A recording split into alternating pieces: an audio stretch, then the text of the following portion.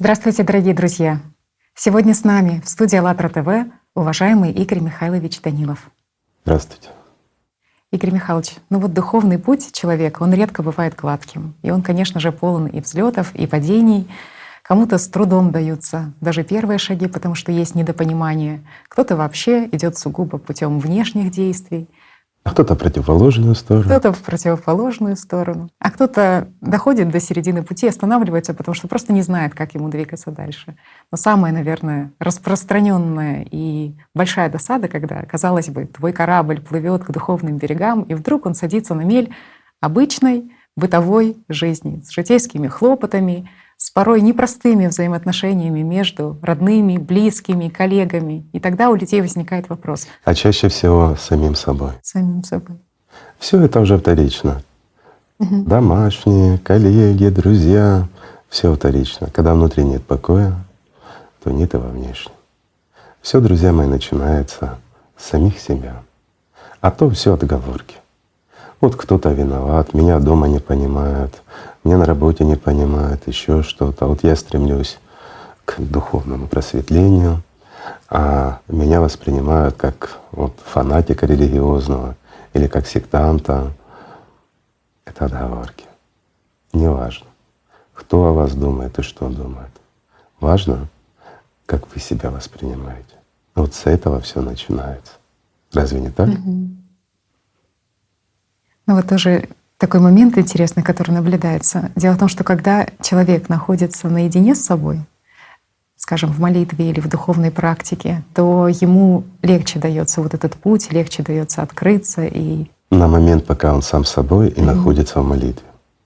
И опять-таки, если молитва не материальна, если она действительно направлена на духовное созерцание, на единение с миром духовным, тогда да. Даже если он не имеет какой-то практики большой, но у него есть внутреннее стремление, и он искренен, находясь в храме, дома, неважно, где он находится, но если он пребывает в этом состоянии молитвы, то действительно он чувствует себя уверенно, он чувствует себя защищенно, и человек начинает раскрываться. Но достаточно ему прекратить эту практику, окинуть взором окружающее пространство, и глаз за что-то цепляется. И тут же все исчезает. И наваливается опять что? Куча хлопот, Совершенно забот, правильно. проблем житейских. Совершенно правильно. И люди живут такой двойной жизнью, потому что, с одной стороны, у них отведенное время… Если двойной — это хорошо, а чаще гораздо больше параллелей в нашей жизни. Получается, что с одной стороны вроде бы Бог и духовно-нравственные ценности, а с другой стороны быт и житейские проблемы. И человек лавирует между этими. Беда в том, что на сегодняшний день слово «Бог» для многих это как культура, привычка, а духовная жизнь — это немножко соблюдать какую-то мораль.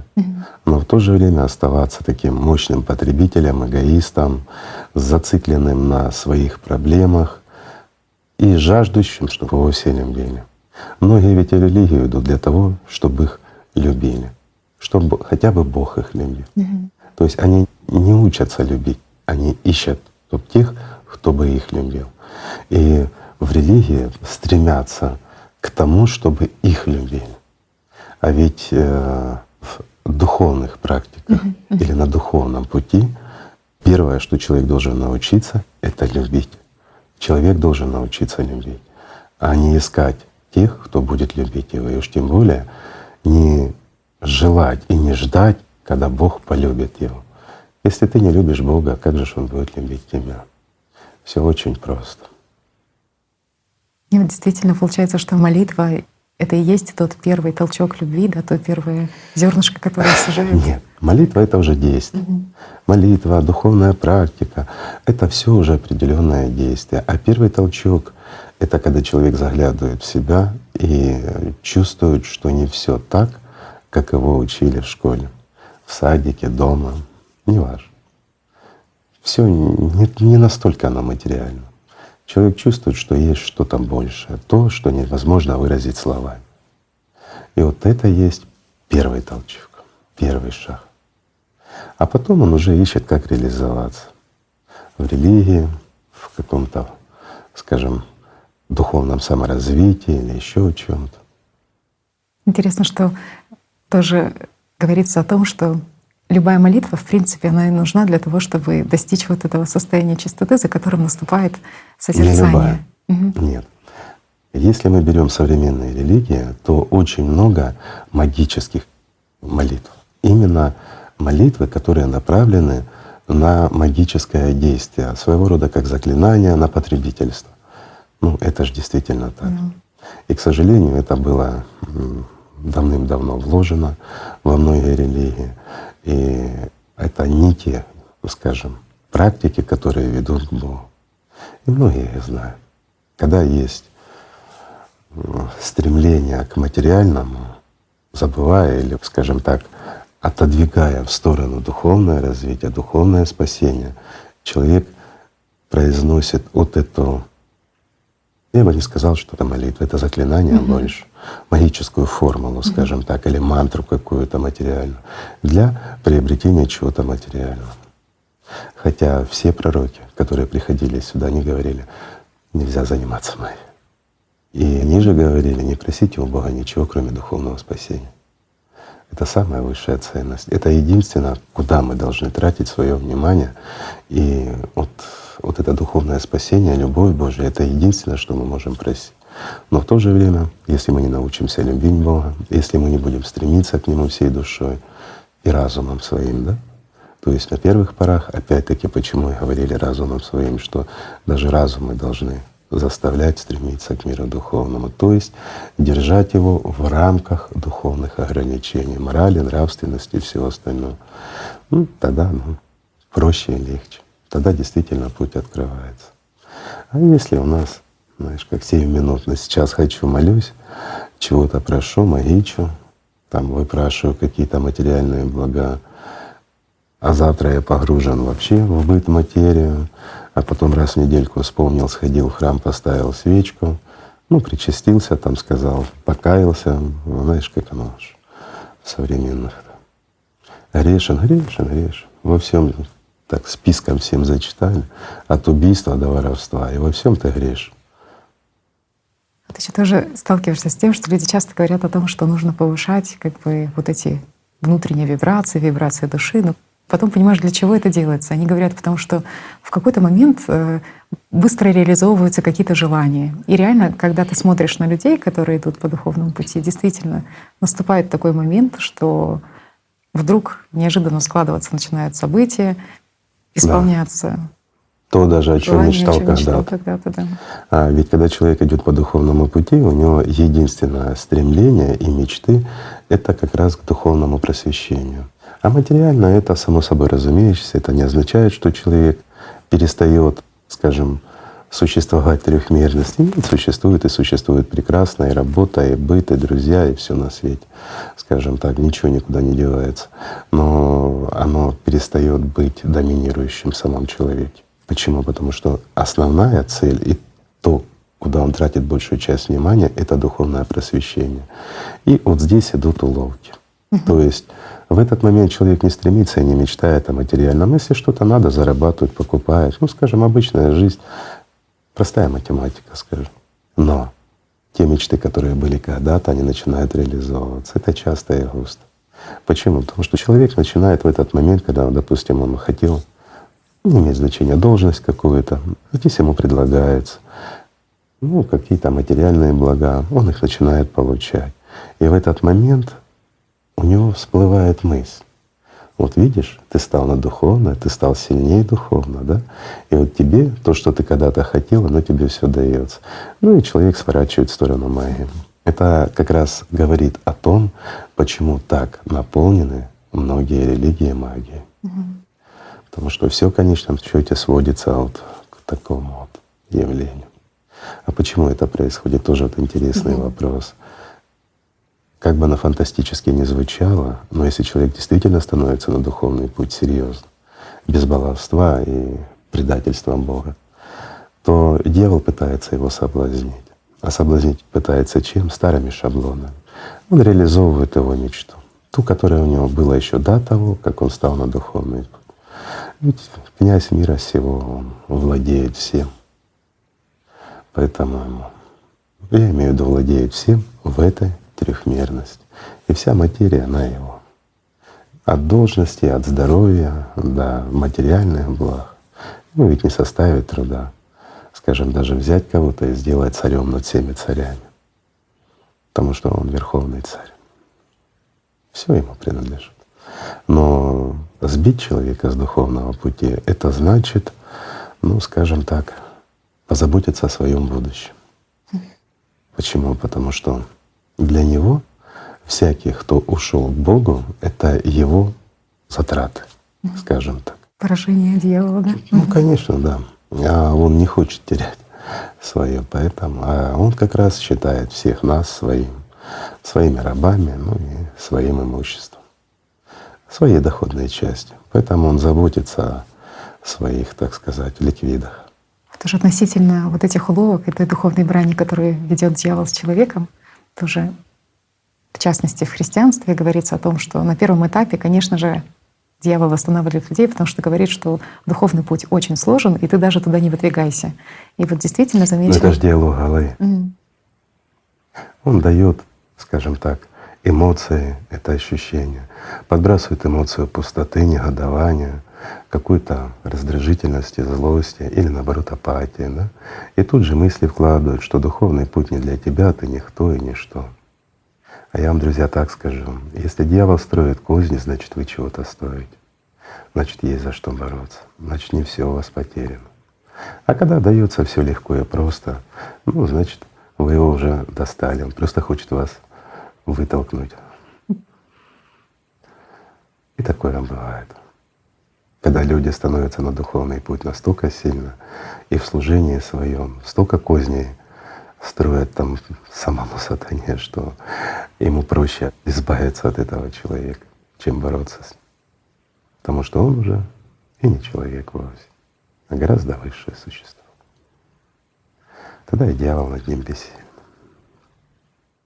И такой тоже второй момент по поводу козни дьявола — это когда человек действительно чувствует вот этот первый момент, первый всплеск духовный и идет к Богу, и его не остановить. Конечно, к таким он не сразу подходит, как говорят святые отцы, а что к ним он приходит в тот момент, когда наступает у них ленность и вот это Отвлечение. отвлечение, да. Вот как раз ленность — это и есть отвлечение.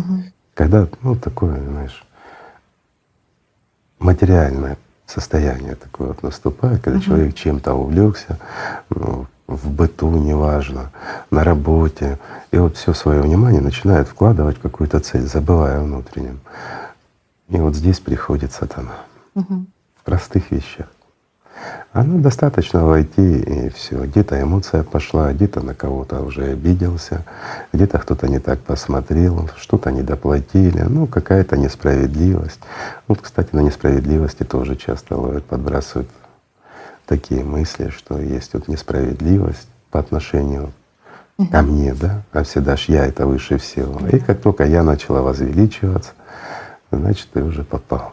Действительно, редко в мире найдется человек, который бы либо сам не обижался, либо не обижал кого-то, да, то есть. Ну, это же тоже один из таких серьезнейших инструментов. Ведь все пророки как раз говорили о чем? О том, что не надо обижаться.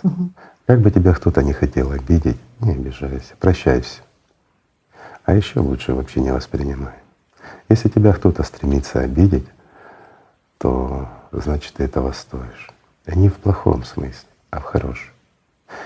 Даже родные и близкие, скажем, друзья, неважно, те, от кого ты привык видеть поддержку и помощь, они начинают тебя обижать. Бывает, настроение у них такое озорное, еще что-то, или наоборот злые становятся, в плохом настроении, и вот начинают тебя обижать. То здесь стоит задуматься, а почему так происходит? Вот простая мысль.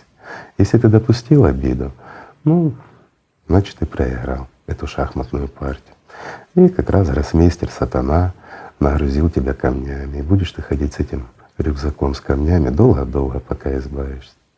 А лучше всего вообще рюкзак не надевать, правильно? А когда тебя пытаются обидеть, просто понять, а почему так делает и кто делает. Если человек, которого ты уважаешь, любишь, и он тебя начинает обижать, то обижает он не по своей воле. Здесь наоборот нужно посочувствовать этому человеку, потому что в данный момент он как личность есть не что иное, как инструмент сатаны. Он собой не управляет. Хотя ему кажется, что наоборот, что он волен, он свободен, он отстаивает справедливость, обижая тебя. Но если ты обидишься, значит ты проиграл. Нельзя обиду нести. Это самый такой, я бы сказал, не просто тяжелый, а еще и раскаленный металл, который приходится носить, потому что он жжется, он печет, он отымает у тебя все силы, ну и побуждает на плохие мысли.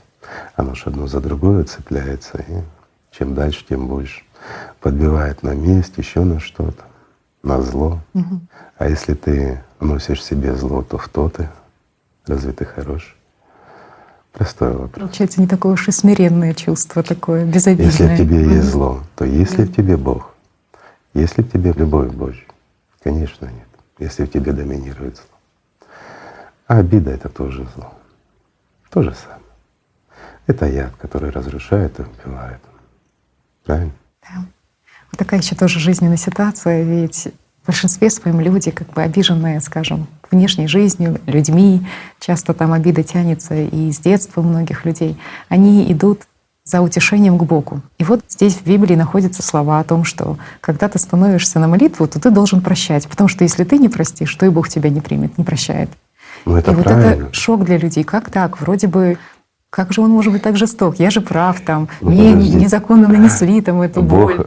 Бог — это любовь, Он не может быть жестоким. Но Бог видит любовь, Он не видит ненависть, Он не видит злость. Это наш мир. Он очень узкий и очень маленький, а Бог — это всеобъемлющий. Ведь у нас масса миров. Их огромное несчетное количество. Даже параллельных миров масса. И здесь, где мы находимся, масса жизни. Вот даже в промежутке между нами с тобой огромное количество жизни находится, живой жизни. И Бог — это любовь. Он, ну разве будет Он следить за всякой, извини меня, молекулой, которая на амбициях и злость? Зачем она им? Мы ведь тоже не следим за этим, правильно? Да. Вот простой вопрос. Что мы замечаем, глядя на птиц или вообще существуя с птицами? Мы замечаем, как красиво она летит, как красиво она поет, как красиво она выглядит, да? Или же как нехорошо она поступила, испачкав твой автомобиль, да? Ну или на человека попал. То есть вот мы замечаем, что плохое и хорошее. Мы люди, мы двойственны, мы видим зло, мы видим добро. У Бога нет зла. Нет и быть не может, потому что Он Бог. У Него нету этого. И Он не может это видеть. Это не Его, это наше. Это то, в чем мы существуем. Мы существуем в материальном мире. Здесь есть, извините, физические взаимодействия различных тел. Есть трение, есть процессы гравитационного взаимодействия, ну и, скажем, других сил, слабых, сильных и тому подобное. Это вызывает и химические реакции, и многое другое. Тут смотри, какая здесь вся сложность в простоте своей, да? Здесь есть масса эмоций, хороших, плохих и тому подобное. Здесь и хорошие люди становятся злыми. Пусть не всегда, но бывает. Почему? Потому что этот мир, вот эта вот химическая кухня, вся вот эта алхимия этого мира, она принадлежит сатане. А Богу принадлежит лишь жизнь и любовь. То есть Ему принадлежит все, потому что это все миры — это то, что создал Бог. А мы уже в одной из передач говорили, да, что для Бога достаточно лишь подумать, чтобы это было, и это проявляется. Но Он видит нас лишь тогда, когда мы этого достойны, когда мы любим Бога, когда мы живем. И вот когда у нас начинается жизнь, когда мы приобщаемся к миру духовному, тогда и Бог нас видит. Видишь, вот просто, и об этом говорили издревле, и многие об этом знали. И сколько святых, настоящих святых, которые постигали духовные вот эти практики и в действительности приходили к Богу. И они описывали свой путь, и они описывали его именно так, что они почувствовали Бога, и что они поняли, что такое жизнь. И они в ответ получили любовь Божью. Так же? Да, когда направляешь молитву, то в ответ получаешь вот это созерцание, ты видишь, как это зернышко посеянное прорастает огромным Совершенно полем правильно. колосьев. И вот Насколько в он этом щедр. смысл. Они же об этом и говорили. И они говорили, когда мы с сатаной, мы остаемся в тени, нас Бог не видит, потому что мы не идем к Нему. Это так. Но мы же, пребывая в тени, мы что делаем? Мы обращаемся к Богу с мантрой или там с магической формулой в виде молитвы и начинаем выпрашивать чего? Материальных благ, оставаясь в служении сатане. А потом что мы делаем? Обижаемся на Бога, что Он нам не дал. Да? Или же мы делаем вид, что мы любим Бога. Мы исполняем все ритуалы той или иной религии, которой мы принадлежим. Мы совершаем все вот эти ритуальные действия, все как положено, как нам говорят. А потом у нас случается беда, и мы обвиняем кого? Бога. Потому что Он в нужный момент закрыл глаза и не увидел, и допустил, чтобы с нами что-то случилось. Но так же? Перекладывание ответственности постоянное. Вот к этому я и вел. То есть мы занимаемся и симонией, и перекладыванием ответственности, и мы забываем за любовь. Еще что страшно, мы боимся Бога. Так же? Да. А потом думаем, а почему же Бог нас не любит? А почему же у нас нет жизни? А ведь это очень легко. Когда человек живет с Богом, он никогда не бывает один. У него никогда не бывает грусти и печали. Ему достаточно заглянуть внутрь себя. И там бескрайность, там жизнь. И все внешнее, оно просто перестает существовать. Но это же так. Это истинная молитва. Это и есть та божественная составляющая, которая пробуждается в каждом из нас. Ведь в каждом из нас есть частичка мира духовного. Разве не так? В письме говорится, что когда ты идешь к Нему, то Он бегом устремляется к тебе навстречу. Настолько велик вот этот отклик, и настолько Конечно. велика эта радость. И насколько встречи. Он прекрасен. Да. Но мы сами ставим себе препятствия на пути к духовному спасению. Ну, на самом деле к жизни. Сами. Своим выбором, своей ленью, на самом деле слушая шепот головы. Ведь дьявол никого из нас не взял за шкирку и не вытащил из рая. Ну разве не так? Разве он делает что-то? Нет. Он всего лишь подбрасывает мысль. Он всего лишь заставляет нас прочувствовать какую-то эмоцию, ненависть, зависть. Он заставляет нас жить злостью. Не жить, существовать. Для него это хлеб, для него это жизнь. А мы забываем о том, что все, что живет в тени, оно питается за счет нашей слабости, за счет нашей бездуховности и за счет нашего предательства Бога. А ведь когда мы становимся, скажем, в противостояние Богу, мы Его предаем. То есть мы предаем Господа, когда начинаем служить сатане. Разве не так? А когда мы злимся, мы разве с Богом? А когда мы завидуем, мы разве с Богом? А когда мы обижаемся? А когда мы с обидой становимся в исполнение молитвенной практики? Говорится, что молитва злопамятным — это то же самое, что сеяние на камне, то есть она бесплодна. Ну, здесь немножко они пытались мудрость сказать, а сказали глупость. Сеяние на камне — это удел пророков или служащих Господу истинно. Вот они несут зерно в служении Господу. А те, кто, скажем, в злопамятстве выполняет духовную практику, он просто занимается глупостью. То есть он занимается магией, потому что в злопамятстве, в злобе человек не просит любви Божией, не стремится любить. Он просит что-то материальное. Он опять начинает вот эти магические формулы, мантры. Это не молитва. Это призывы к сатане. Вот еще тоже такой момент, что в исламе есть такие слова, что самое ненавистное для Аллаха — это человек, который непримирим в спорах. Относительно этого еще поговорить хотелось бы. Это гордыня. Что такое спор? Отстаивание своей точки зрения, отстаивание истины, еще что-то. Я скажу так, друзья мои, когда человек знает истину, он не спорит. Он всего лишь наблюдает за тем, кто заблуждается. Он может поддерживать, может разделять мнение, но доказывать человеку, который не знает истины, о том, что истина существует, это смешно. Почему? Потому что тот, кто убежден, что знает, но не ведает, он всегда отстаивает, потому что он, по сути, он понимает, что он не ведает истины. Но он пытается своей агрессией навязать свое мнение. Спор — это недостаток знания, недостаток опыта. Разве не так? А когда человек обладает опытом и истинным знанием, он не вступит в спор ни с кем.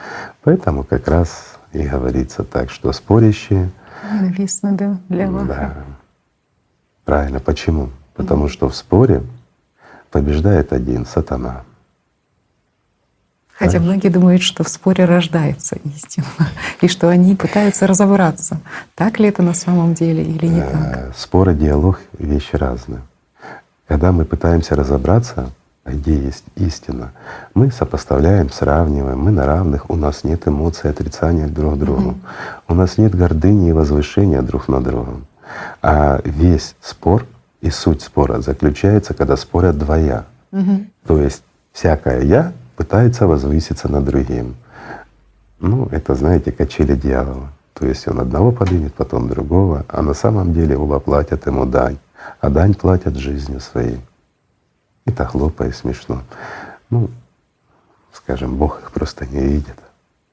А это уже пояснение людям идет, что они ненавистны Аллаху, Аллах их не видит. Они для Него не существуют, пока они в тени. Знаешь, как бы я сравнил? Вот пришла ассоциация такая. Представь, что Аллах — это солнце.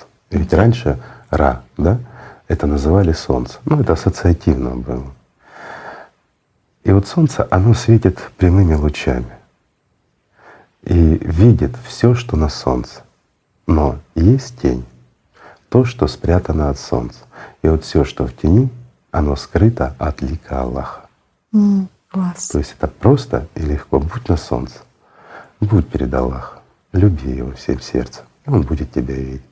Потому что ты становишься как скала, как огромная гора, которая сама сияет. Невозможно такое не заметить. А когда ты прячешься в тени, ты как мышь под плинтусом или под шкафом. Как же ж Господь тебя увидит, когда ты служишь сатане? Никак. Те, кто служит Богу, те, кто рядом с Богом, это получается лучи вот этого целого, да, этого солнца. Те, кто служит Богу, ну это немножко другое. Игорь Михайлович, ну вот тоже еще хотелось какой бы коснуться темы, это тема фанатизма. Казалось, она очень далекая для каждого человека. Нет, недалек. Фанатизмом страдают очень многие люди. Фанатизм — это недостаток знания и нежелание познавать. А ведь организации, они устроены так, я имею в виду те, что занимаются вот духовным развитием, они устроены так, что все, что они делают, оно направлена на развитие самой организации, поддержание ее авторитета, ее власти самой организации. Поэтому вот эти организации, они заинтересованы в том, чтобы их адепты были фанатики. Почему запрещается там читать другое, что-то изучать, говорят, это все от сатаны, не вздумай и тому подобное. Ведь познание, оно не может быть от сатаны или от Бога. Познание — это наша свобода, свобода личности. Мы не можем сделать выбор, если мы не познали. И когда нам запрещают познавать это что-то, это навязывание как раз идет от сатаны, но не от Бога. Бог сказал: ты свободен в выборе своем и в служении своем. Ты вправе выбирать жизнь или смерть, только ты человек.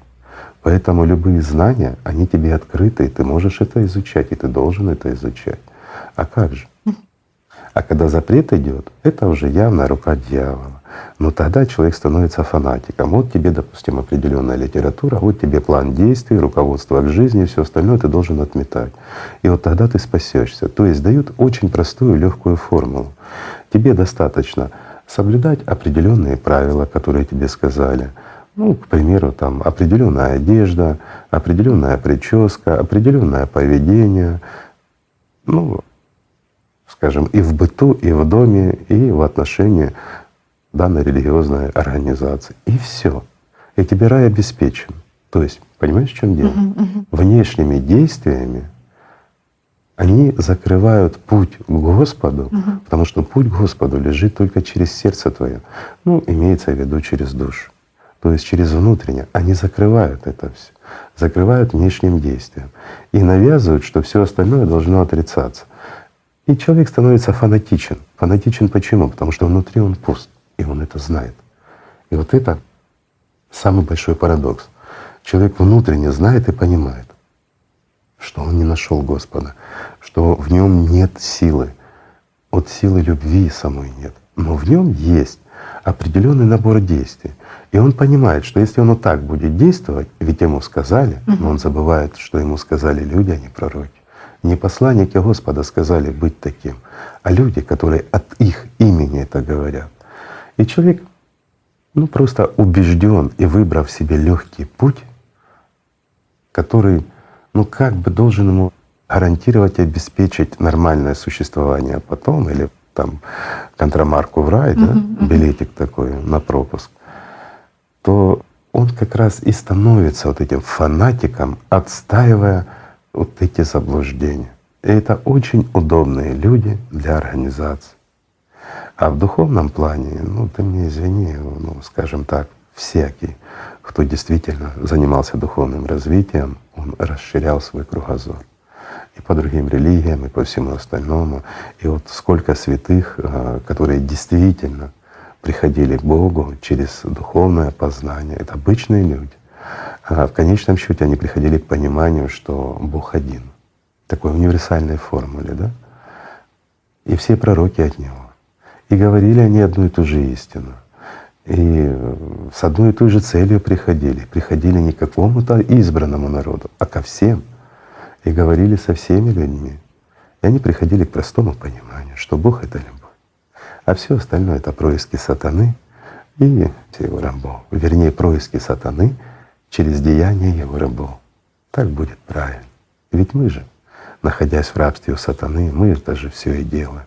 Мы искажаем истину, мы порабощаем собственную, скажем, личность своим сознанием. Также стремимся поработить и другие. В надежде на лучшее мы теряем истину. Действительно, ведь монополии же на истину не существует, она не и может, не может существовать. Истина принадлежит Богу. Никто, даже дьявол, не смеет на нее покушаться.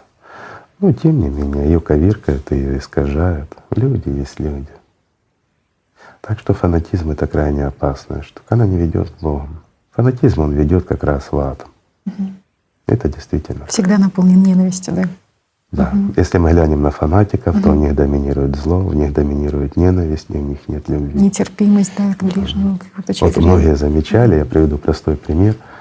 Во многих храмах, не будем выбирать какую-то религию, это беда всех храмов и всех религиозных организаций, когда всегда находится какой-то слишком духовный, просвещенный, там бодхисаттва или, скажем, там святой, который всех отдергивает, на всех рычит и злой, как собака, находясь в храме Божьем.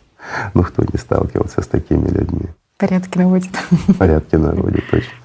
Да, вот пришла тоже мысль такая про то, что действительно фанатизм с той позиции, что это такое четкое отстаивание своей там правоты, своей точки зрения, нетерпимость к точке зрения другого, это такое и бытовое явление. Ведь каждый из нас, получается, вот во всех этих спорах каких-то семейных, бытовых является по сути фанатиком сознания.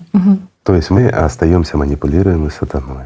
Да. И неважно, по какому поводу мы спорим, что мы отстаиваем. Вот посмотри, как люди спорят и отстаивают. Да? Если самой хочется поспорить, то что пробуждается внутри, с откуда идет? Ведь если мы глянем по конструкции человека даже или по субъективным ощущениям физическим, все одинаково.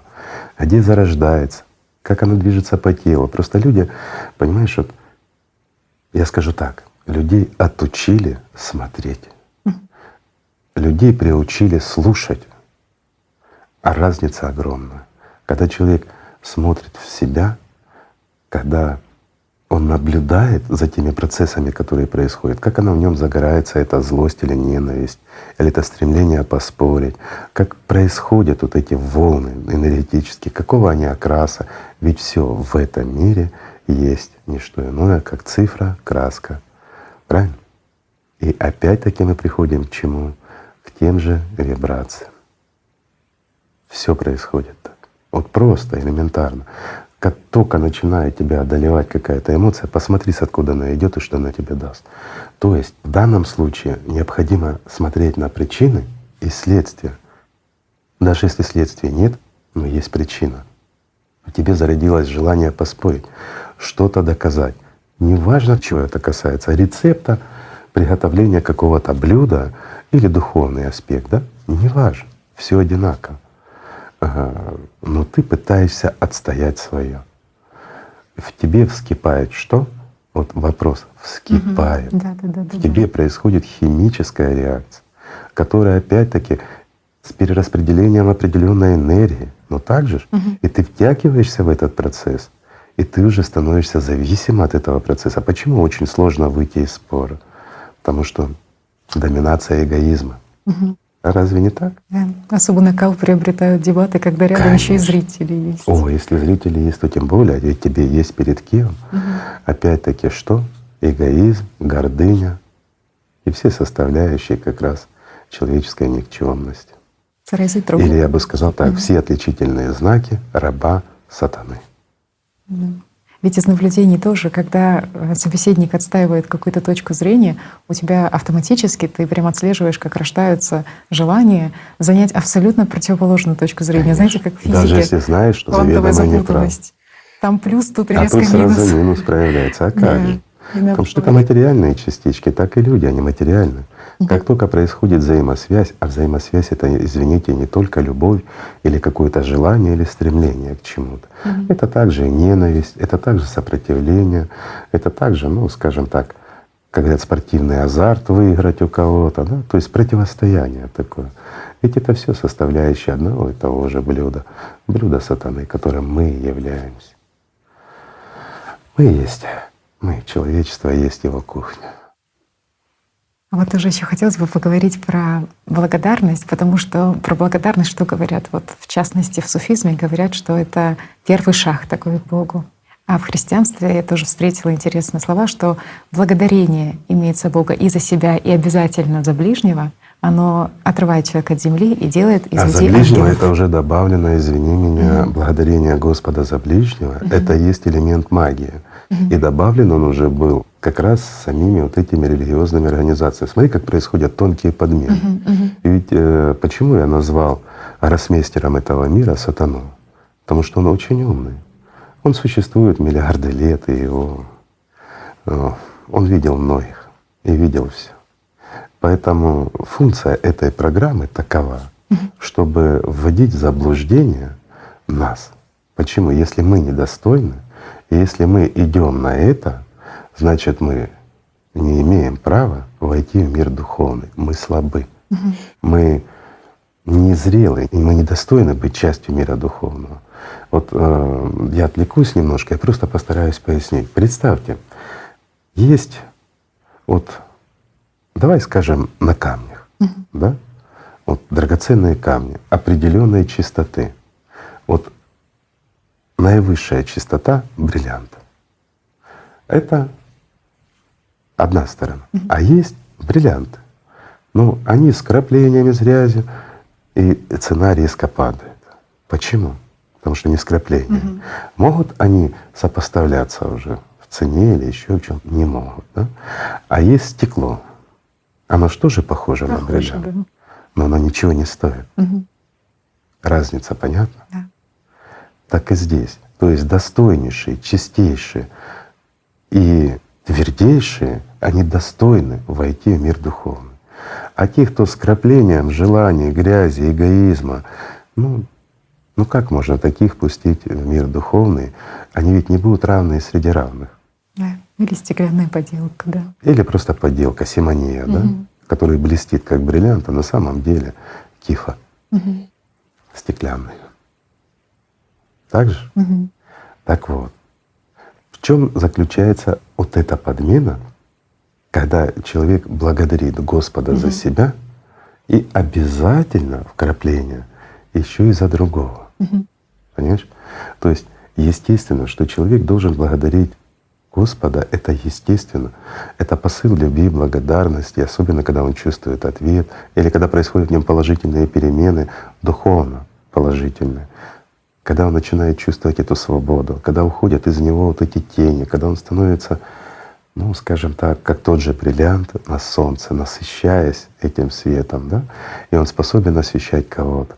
И вот здесь естественно идет что? Что мы можем дать Господу, кроме любви и благодарности? Ничего. И вот отсюда идет благодарность. Это внутренняя потребность и состояние. Мы перенаправляем свое внимание. Но нам говорят, и обязательно за другого. И вот здесь начинается элемент магии, потому что мы обращаемся, мы как личность, а у нас контакт только может быть с Богом, только за себя. Но мы начинаем к Господу обращаться с благодарностью за то, что дал мне хорошего друга или еще что-то. Вот смотри, какой хороший друг, и вот тому подобное, вот спасибо Господи, и начинается материальный диалог. И вот с вот этого стремления поблагодарить Господа за другого, и начинается магия. И заканчивается чем? Господи, дай мне здоровья, дай мне утешения, дай мне любви побольше, дай мне материальных благ, денег, власти, секса, что еще? И всего остального, и побольше. И не забудь дать вдвойне, да? Ведь я ж такой хороший. Смотри, начинается с простых элементарных вещей. Так же? Тонкий увод, да, сразу Очень же. тонкая манипуляция и очень тонкая подмена. Якобы это шло от пророка. Нет, пророки говорили, есть Бог, есть ты. Ты ответственный за себя. Никто за тебя не зайдет в врата Божьи. Никто за тебя не даст тебе жизнь, только ты. Понятно, что такие личности, как Иисус Христос, они имели возможность даровать жизнь кому-то. И посланники, или там Дух Святой, конечно, Он может. Вопрос не у них. Вопрос у нас, обычных людях. Разве можем мы кому-то что-то дать? В этом мире можем. И вот в этом мире мы должны давать. И когда мы становимся на служение Божье, а это что значит служение Божье? Это когда ты сам понял, и в тебе зарождается стремление и желание помочь кому-то. И вот здесь мы можем помочь. Понимаешь? Но благодарить Господа за то, что Он дал тебе хорошего друга там, или не только за себя благодарить, а еще за кого-то, что кто-то прозрел, это смешно. Вот это и есть уже подмена, это уже есть элемент магии, очень тонкий и простой. Тем более в диалоге с Богом же исчезают, получается, все другие, там нет. И вот смотри, откроем еще один момент, вот интересный за благодарность. Часто Бога благодарят за своих детей или за то, что вообще вот у человека не было детей, а тут они у него появились, он благодарен Богу за то, что Господь послал ему детей, еще что-то, да? И это нормально во всех религиях. Благодарить за все хорошее. Мы любим своих детей, мы их хотим, они к нам приходят по велению Господа. В материальный мир еще одна личность с неопределенным выбором. Да. Получается, что мы реально чего-то ожидаем. Мы реально не постоянно. смотрим. И мы относимся к Богу как к игре. Мы относимся к Богу как к чему-то непонятному. И беда в том, что нам не объясняют с детства, что такое мир духовный, что такое Бог, и как выстраивать взаимоотношения. Но в действительности нас не учат. Нас учат быть рабами той или иной организации и прикрываясь Богом. Почему? Потому что мы, оказывается, должны служить организации, посредникам. И вот смотри, любая организация говорит, ты не имеешь права от нас выйти, да? Если ты вышел от нас, все, ты не спасешься, ты предал организацию, ты предал Бога и тому подобное. Ну так же. Да, собственность опять. Конечно. Человек. И человек является собственностью, собственностью или сатаны, или организации, или кого-то другого. А человек не должен быть собственностью. Ведь человек, даже входя в мир духовный, он не становится собственностью Бога, он становится его частью мира духовного бескрайнего. Разница огромная.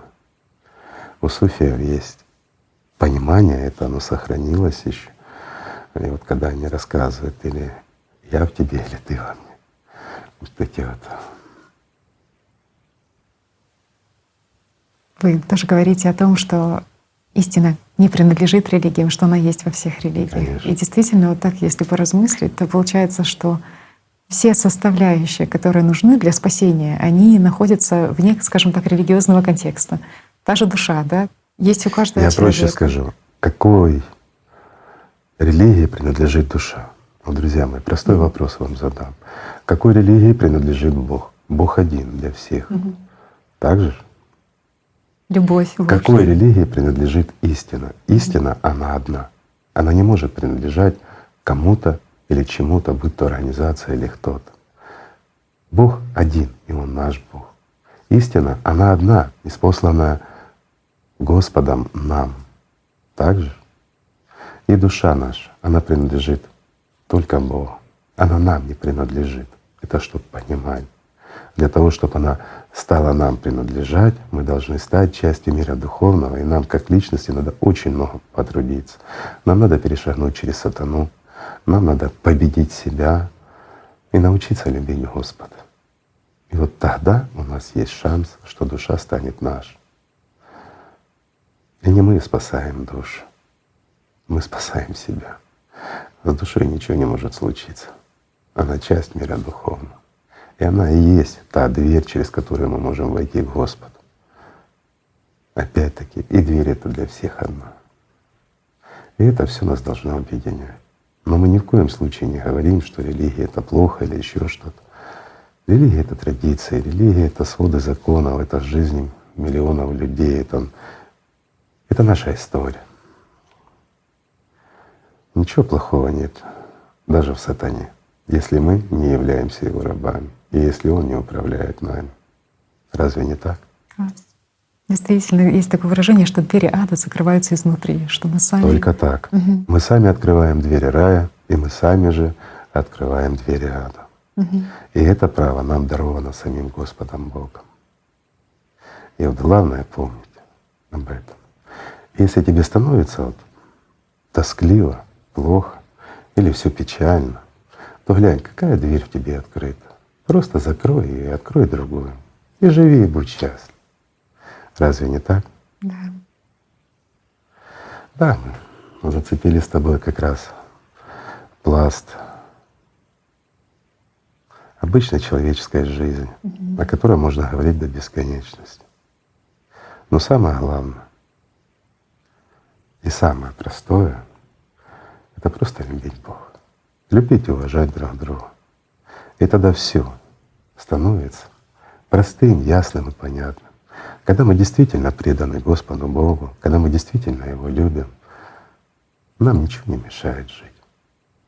Знаете, что я вам скажу еще? Ведь когда человек находится действительно вот в духовной практике или действительно в высшем состоянии, молитвенном состоянии, где он чувствует Господа, то все эти люди, они равны. У них нет религии, у них нет противоречий. Почему? Потому что у них нет служения сатане. Они свободны от сатаны. И они едины в Боге. Они едины в любви к Богу. Вот так мы и должны жить. Тогда все отпадает, все вопросы уходят. Все становится пустым, понятным и простым. Очень просто жить, просто любить. Уважать друг друга, помогать друг другу. Любить и уважать, скажем, души всех людей. Ну и самое главное — это искренне по-настоящему любить Бога.